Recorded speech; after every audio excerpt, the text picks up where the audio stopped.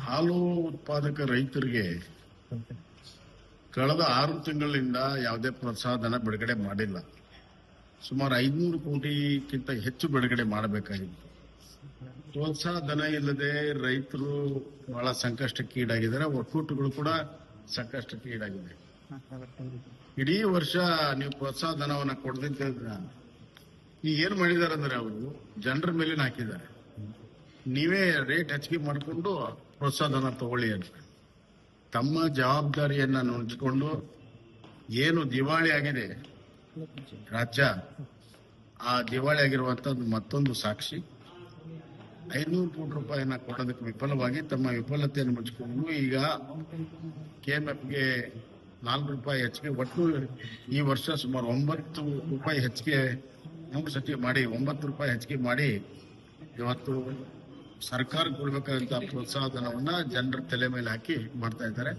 ಈಗ ಒಂದು ರೀತಿಯಲ್ಲಿ ಅತ್ಯಂತ ಬೇಜವಾಬ್ದಾರಿ ಸರ್ಕಾರ ಇದೆ, ಜನವಿರೋಧ ಸರ್ಕಾರ ಇದೆ.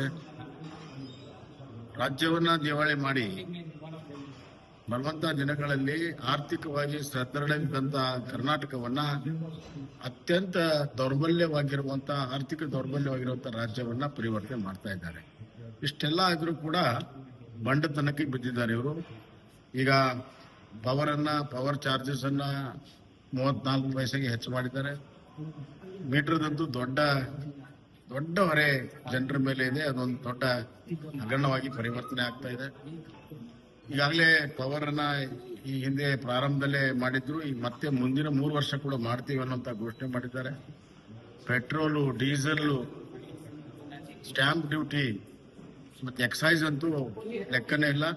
ಕಳೆದ ವರ್ಷ ಸುಮಾರು 40,000 ಕೋಟಿ ರೂಪಾಯಿ ಹೆಚ್ಚಿನ ತೆರಿಗೆಯನ್ನು ಹಾಕಿ ಜನರ ಮೇಲೆ ಭಾರ ಮಾಡಿದ್ರು.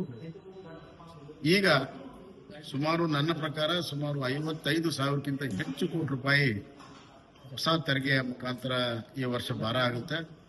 ಇಷ್ಟೆಲ್ಲ ಆದ್ರೂ ಕೂಡ 1,16,000 ಕೋಟಿ ಸಾಲ ತಗೊಂಡಿದ್ದಾರೆ.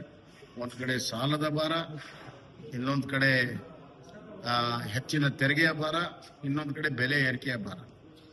ಇದರಿಂದ ಪರಿಣಾಮ ಏನಾಗಿದೆ ಅಂದ್ರೆ ಮಧ್ಯಮ ವರ್ಗದವರು ಬಡವರಾಗ್ತಾ ಇದ್ದಾರೆ. ಕರ್ನಾಟಕದಲ್ಲಿ ಬಡವರು ಅತಿ ಬಡವರಾಗ್ತಾ ಇದ್ದಾರೆ. ಇದಕ್ಕೆ ನೇರವಾಗಿ ಕಾಂಗ್ರೆಸ್ ಸರ್ಕಾರವೇ ಹೊಣೆ. ಈ ಸರ್ಕಾರ ಜನರು ಬೇಸತ್ತಿದ್ದಾರೆ. ಆದಷ್ಟು ಬೇಗನೆ ಸರ್ಕಾರ ತಗೊಳ್ಳಿ ಅಂತ ಹಿಡಿ ಶಾಪಣ್ಣ ಹಂಗೆ ಹೇಳಿದ್ರಲ್ಲ. ಇವರು ರೈತರ ಹಿತಾಸಕ್ತಿ ಅಷ್ಟಿದ್ರೆ ಸರ್ಕಾರ ಕೊಡಬೇಕಾಗಿರುವಂತ ಟ್ರೆಜರಿಯಿಂದ ಕೊಡಬೇಕಾಗಿರುವಂತ ಗೌರವಧನ ಯಾಕೆ ಕೊಡ್ತಾ ಇಲ್ಲ? ಅದು ಕೊಟ್ಬಿಟ್ರೆ ಬೆಲೆ ಏರಿಕೆ ಪ್ರಶ್ನೆನೇ ಬರೋದಿಲ್ಲ. ಆದ್ರಿಂದ ಇವತ್ತು ತಮ್ಮ ಆರ್ಥಿಕ ದಿವಾಳಿತನ ಮುಚ್ಚಿಕೊಳ್ಳಲು, ಮತ್ತೆ ಮಾಡ್ತೀನಿ ಮುಚ್ಚಿಕೊಳ್ಳಲು ಈ ದರವನ್ನ ಏರಿಸಿ ಅದನ್ನ ರೈತರಿಗೆ ಕೊಡುವಂತ ಪ್ರಯತ್ನ ಮಾಡ್ತಾರೆ. ಅದು ಪೂರ್ಣ ಪ್ರಮಾಣದಲ್ಲಿ ರೈತ ಕೂಡ ಮುಟ್ಟಬೇಕು. ಮತ್ತೆ ಎಸ್.ಟಿ. ಸೋಮಶೇಖರ್ ಮತ್ತೆ ಹೆಬ್ಬಾರ್ ಅವರ ಕೆಲವೇ ದಿನಗಳಲ್ಲಿ ಉಚ್ಚಾಟನೆ ಆಗ್ತಾರೆ, ಅವರು ಕೂಡ ಪಕ್ಷದಿಂದ ಅಂತ ಚಲವಾದಿ. ನಾನು ಅದರ ಬಗ್ಗೆ ಏನೋ ಕಮೆಂಟ್ ಮಾಡಕ್ ಆಗೋದಿಲ್ಲ. ಯಾಕಂದ್ರೆ ಅವ್ರು ನೋಟಿಸ್ ಕೊಟ್ಟಿದ್ದಾರೆ, ಉತ್ತರ ಕೊಡ್ತಾರೆ. ಶಿಸ್ತು ಸಮಿತಿ ಇದೆ, ಅವ್ರು ತೀರ್ಮಾನ ಮಾಡ್ತಾರೆ. ಸರ್, ಯತ್ನಾಳ್ ಅವರು ಉಚ್ಚಾಟನೆಯ ಬಳಿಕ ಪಾರ್ಟಿ ಒಳಗೂ ಕೂಡ ಶೋಕ ಆವರ್ತನಾಗಿದೆ. ಕಾರ್ಯಕರ್ತರು ಬೇಸರದಲ್ಲಿದ್ದಾರೆ, ಎಲ್ಲವೂ ಕೂಡ ಬೇಸರದಲ್ಲಿದ್ದಾರೆ. ಇವೆಲ್ಲ ನಾನು ಈಗಾಗಲೇ ಕಮೆಂಟ್ ಮಾಡಿದ್ದೇನೆ, ಮತ್ತೆ ಕಮೆಂಟ್ ಮಾಡಕ್ ಇಚ್ಛಾ ಪಡೋದು. ಕಾದ್ ನೋಡ್ರ.